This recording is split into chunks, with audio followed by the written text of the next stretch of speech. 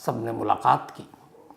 तो जो कल वक्त आपको कहानी में पूरा मैंने बताया था, जिस हिसाब से इसमें सेकंड तक को काउंट किया जाता है, और मौसम भी साफ था, मौसम ने साथ दिया। अगर आप देखेंगे जब वो पैराशूट खुला, 4 पैराशूट खुलने थे, चारों खुल गया और फिर लैंडिंग हुई, उस वक्त आसमान देखिए बिल्कुल साफ था, और जिस जगह पर लैंडिंग होनी थी उसी जगह पे हुआ। आसपास में बचाव दल और बाकी लोग मौजूद थे।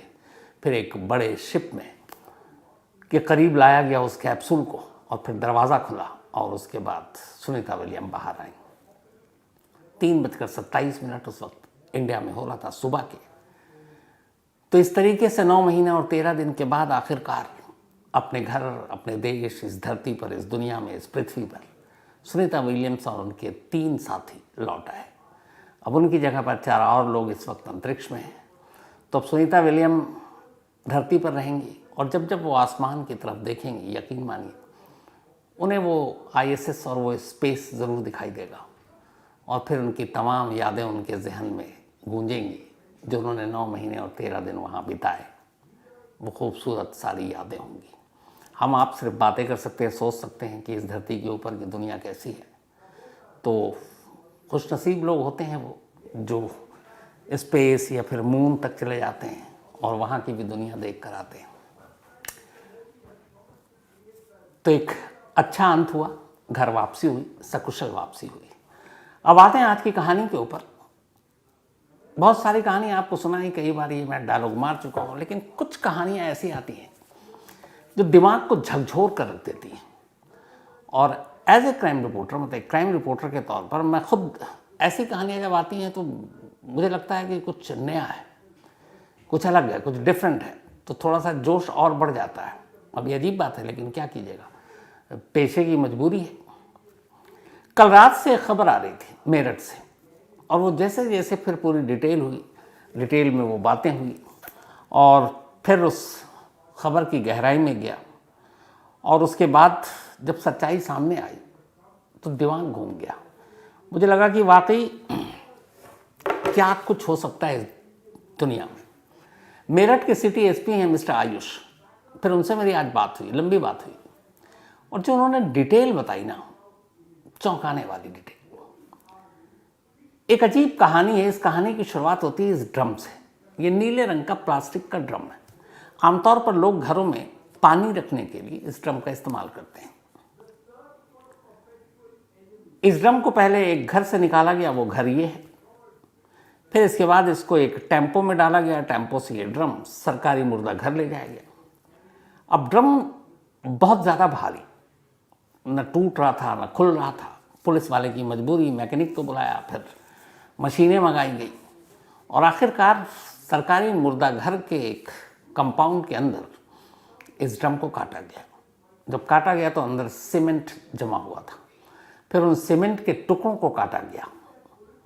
जब उनको काटा गया तो फिर 3 टुकड़ों में सौरभ नाम का एक नौजवान, जिसकी उम्र 29 साल है, वो उस ड्रम से बाहर आता है 3 टुकड़ों में।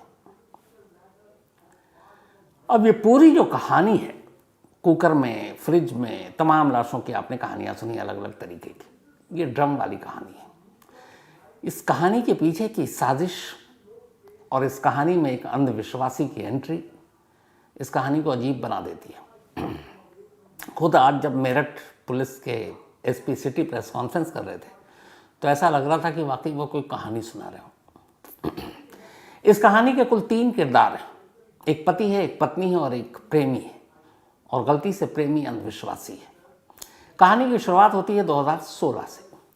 2016 सौरभ नाम का एक शख्स मर्चेंट नेवी में था, मेरठ में रहा करता था। 2016 में एक दिन मेरठ में उसकी मुलाकात मुस्कान नाम की एक लड़की से हुई। मुस्कान को देखते ही उसको प्यार हो गया। फिर मुस्कान की उससे दोस्ती हुई, मुस्कान ने उसका प्रोफाइल देखा, मुस्कान को भी प्यार हो गया। अब दोनों शादी करना चाहते थे, लेकिन सौरभ के घर वाले शादी के लिए तैयार नहीं थे। लेकिन मुस्कान और सौरभ बहुत आगे निकल चुके थे। उन दोनों ने घर वालों की मर्जी के खिलाफ जाकर शादी करने का फैसला किया और 2016 में शादी कर ली। शादी के कुछ वक्त के बाद सौरभ वापस लंदन चला गया, क्योंकि वो वहीं पोस्टेड था। फिर लंदन में रहा, फिर वापस आ गया, लेकिन बाद में पता चला कि वो नेवी मर्चेंट नहीं बल्कि लंदन में कुछ और काम करता है। खैर ये चलता रहा सिलसिला। 2016 से 2019 आ गए, 3 साल हो गए इन दोनों की शादी को। इस दौरान में एक बेटी हुई।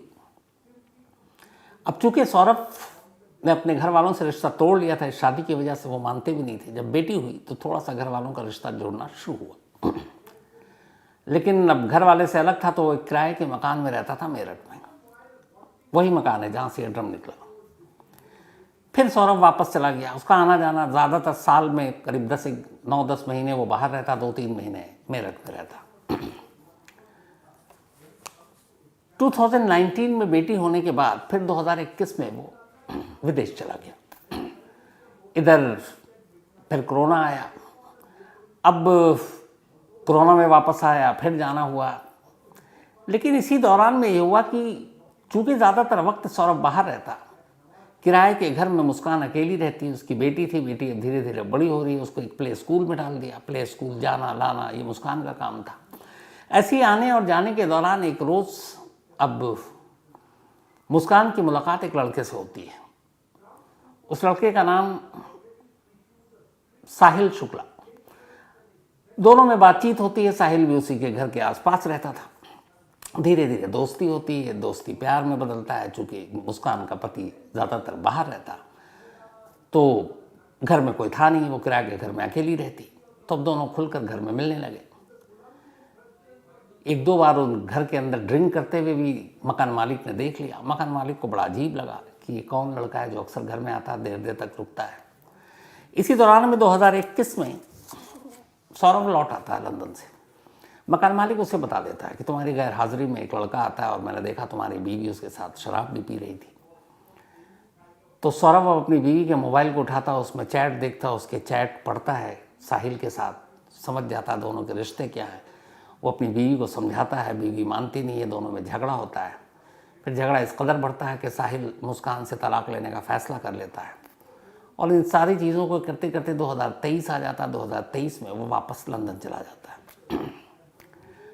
अब इस बार लंदन गया तो पूरे 2 साल के लिए गया, 2 साल तक लौटा नहीं। इधर मुस्कान और साहिल का रिश्ता दिन ब दिन मजबूत होता जा रहा था।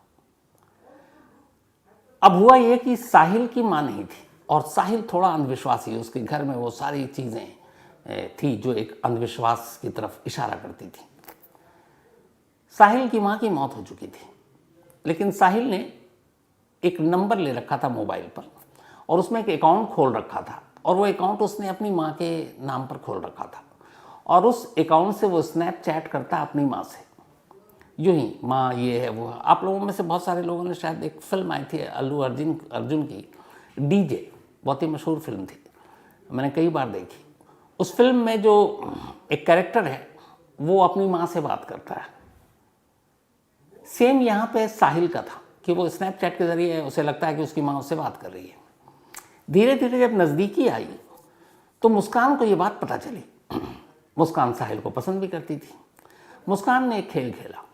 उसने अपने भाई के नंबर पर एक सिम लिया, उसमें एक अकाउंट खोला स्नैपचैट का और उस स्नैपचैट के ज़रिए अब वो साहिल के उस अकाउंट पर मैसेज करने लगी जो उसे लगता था कि इसकी माँ का अकाउंट है। और उस अकाउंट में अपनी तरफ से मुस्कान ये कहती कि ये लड़की, खुद के बारे में साहिल को, कि वो लड़की मुस्कान बहुत अच्छी है, तुम्हारी ज़िंदगी में तुमको बहुत खुश रखेगी, उसका ख्याल रखना, उसको कभी छोड़ना मत, धोखा मत देना।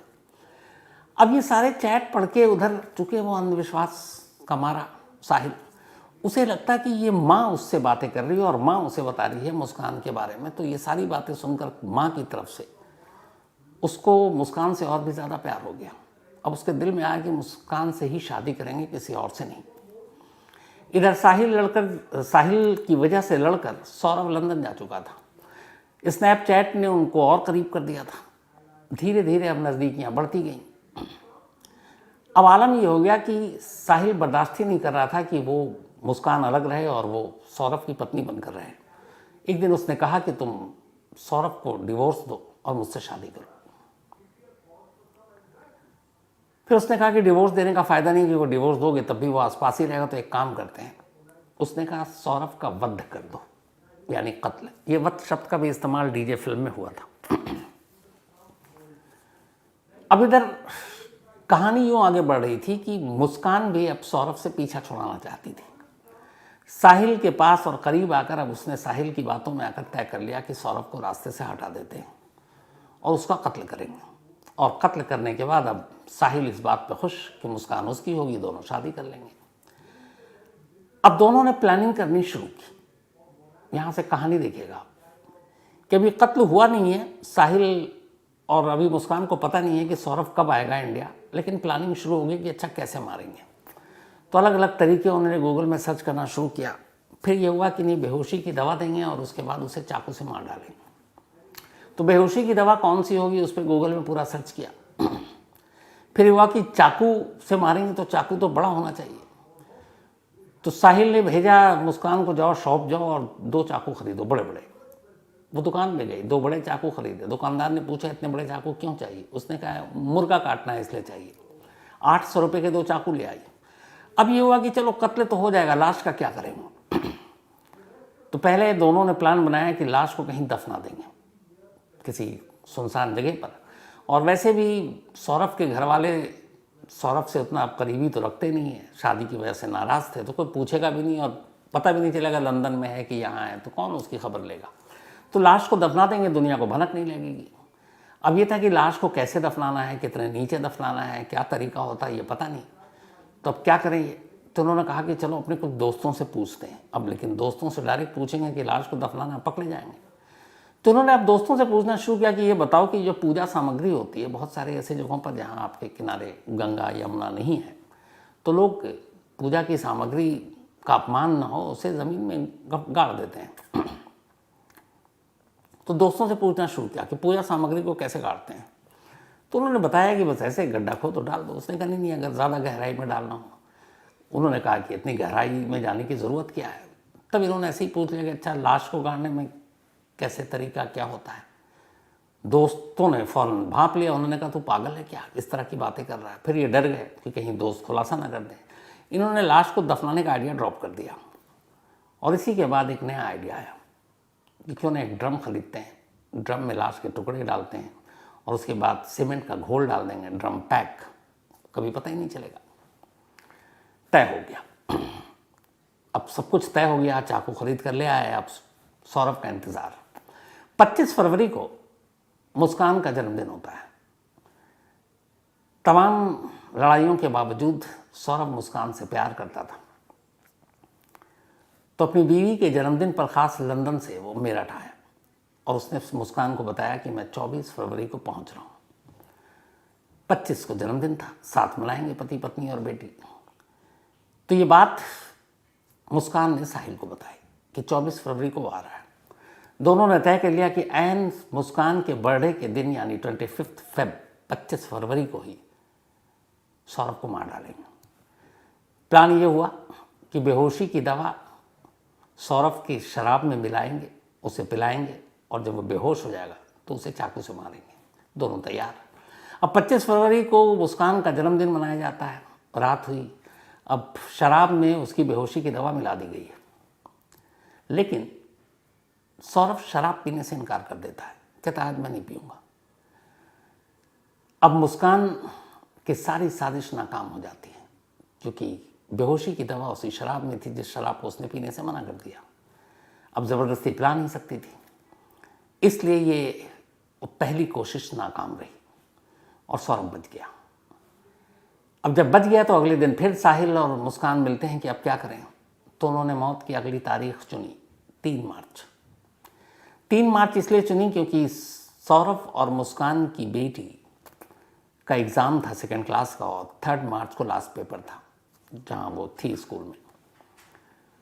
और पेपर के बाद मुस्कान अपनी बेटी को अपनी माँ के पास भेजना चाहती थी ताकि घर में सिर्फ पति पत्नी रहे और कोई हो ना। 3 मार्च की तारीख चुनी गई। 3 मार्च को एग्ज़ाम ख़त्म हुआ। अपनी बेटी को मुस्कान ने अपनी माँ के घर छोड़ दिया जो उसके घर से कुछ दूरी पर रहा करती थी। अब घर में सिर्फ सौरभ और मुस्कान। साहिल ने आइडिया दिया, मुस्कान ने उस पर काम करना शुरू किया। रात आया। अब ये हुआ कि रात आने के बाद जब रात आई कि कहीं इस बार भी शराब पीने से मना न कर दे, तो मुस्कान ने एक खेल खेला। उसने सौरभ का सबसे पसंदीदा खाना बनाया और सौरभ को कोफ्ता बहुत पसंद था। उसने उस कोफ्ते में बेहोशी की दवा मिला दी। रात करीब 9:30 बजे सौरभ ने खाना खाया। धीरे धीरे वो नींद के आगोश में चला गया, बेहोश हो गया। 12 बजे के आसपास अब मुस्कान ने साहिल को फ़ोन किया और कहा कि वो बेहोश हो गया, घर आओ। साहिल घर पहुंचता है, दोनों चाकू निकाले जाते हैं।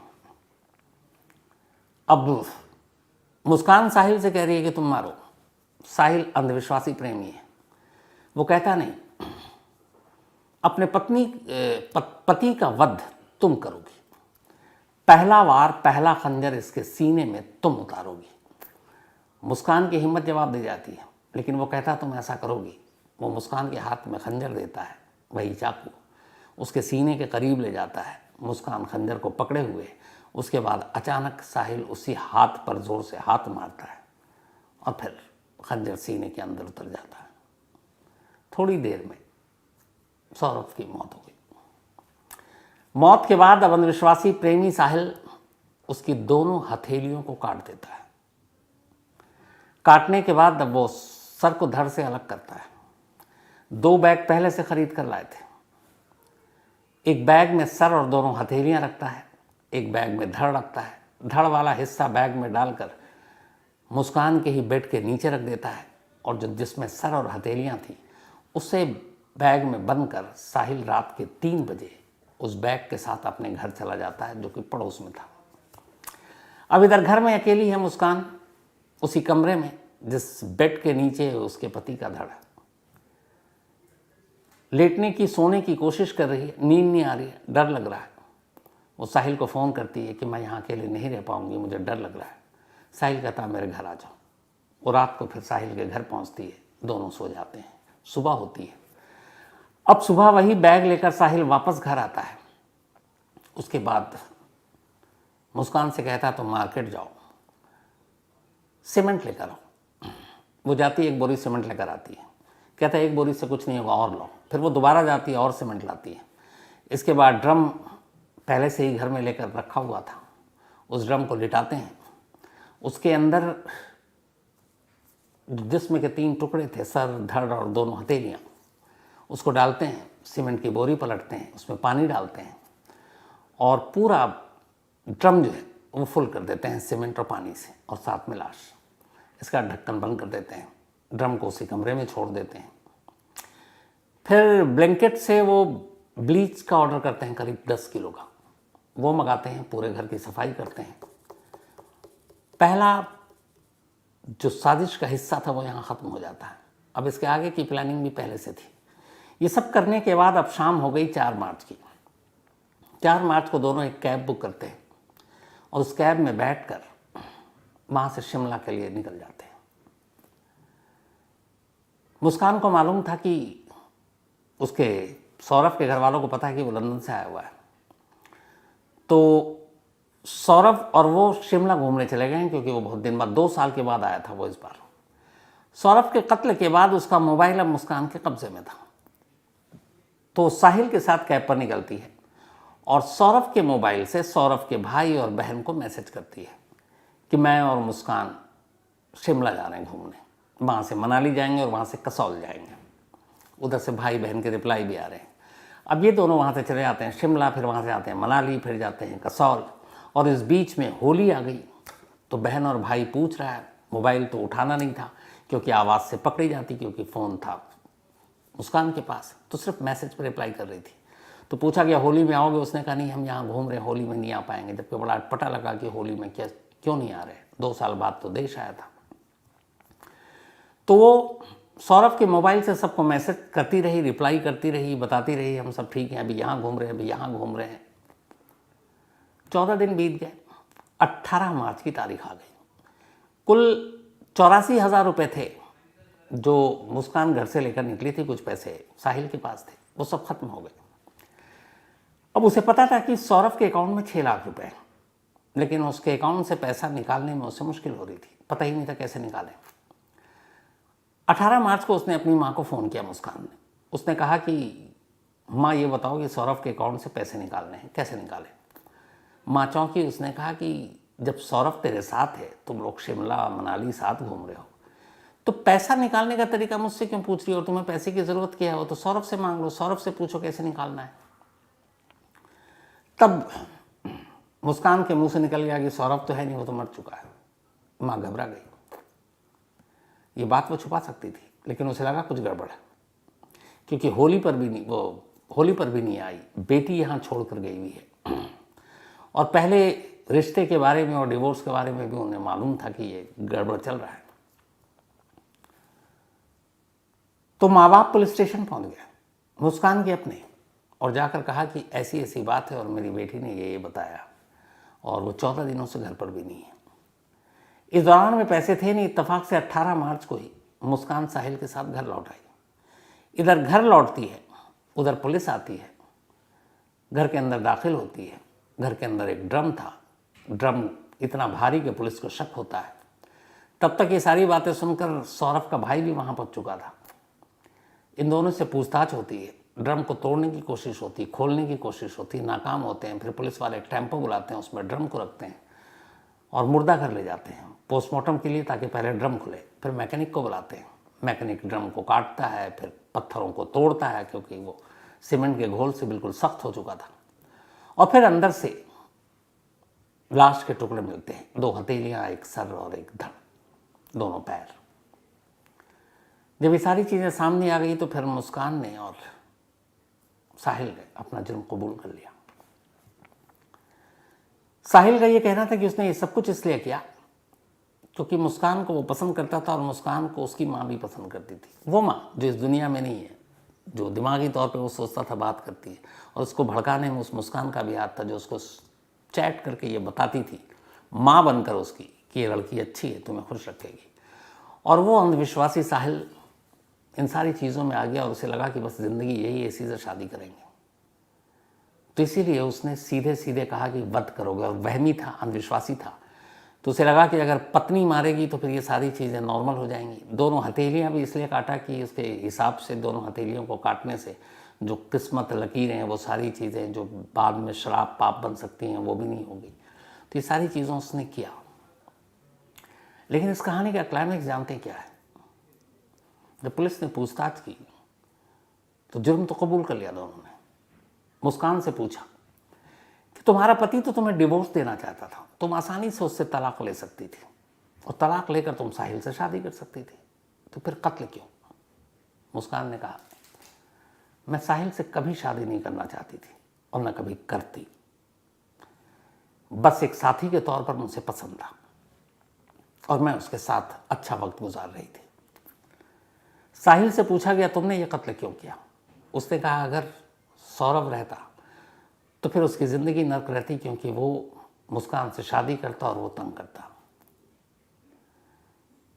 अभी भी शायद साहिल को ये सच्चाई नहीं मालूम कि जिस मुस्कान की वजह से उसने उसके पति का कत्ल किया और करवाया, जिससे शादी करने के लिए, वो मुस्कान कभी उससे शादी करना ही नहीं चाहती थी। अब सोचिए कि अगर ये राज फाश ना होता, ये ड्रम की सच्चाई बाहर ना आती, कुछ दिन बीत जाता और फिर साहिल अगर मुस्कान पर शादी के लिए दबाव डालता, तो क्या इस कहानी का पार्ट 3 शुरू नहीं होता? क्यों पार्ट 3 मैंने कहा? पहली शादी लव मैरिज जो मुस्कान और सौरभ ने की, दोनों ने एक दूसरे को देखा, प्यार हुआ, घर वालों की मर्जी के खिलाफ शादी की, लव मैरिज।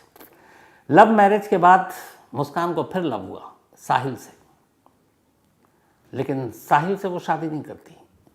तो जब ये सच्चाई साहिल को पता चलती इस कत्ल के बाद कि वो उससे शादी नहीं करना चाहती है, फिर एक क्राइम होना तय था। इसीलिए मैंने कहा कि शायद मुस्कान पार्ट 3 भी हो सकता था, लेकिन उससे पहले ही इस कत्ल का राज फाश हो गया। क्या क्या दिमाग लगाया और क्या कुछ किया और हाथ क्या आया, दोनों के जिंदगी भर की कैद सलाखें। और उस मासूम बच्ची का क्या, जो सौरभ और सोनिया की थी।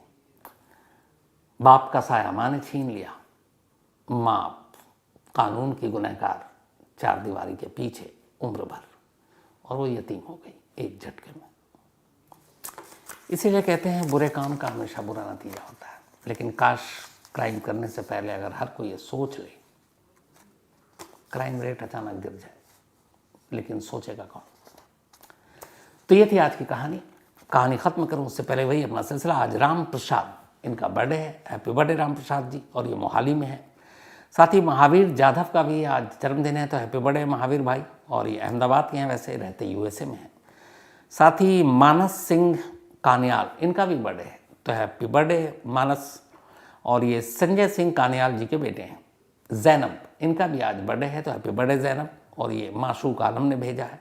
साथ ही विजय कुमार बंजारे, इनका भी आज बर्थडे है, तो हैप्पी बर्थडे विजय कुमार। और ये भेजा है विजय कुमार बारले ने। तो कहानी में आज इतनी ही। अब आपसे मुलाकात होगी कल रात 9 बजे किसी नई कहानी के साथ। तब तक अपना और अपनों का ख्याल रखिएगा।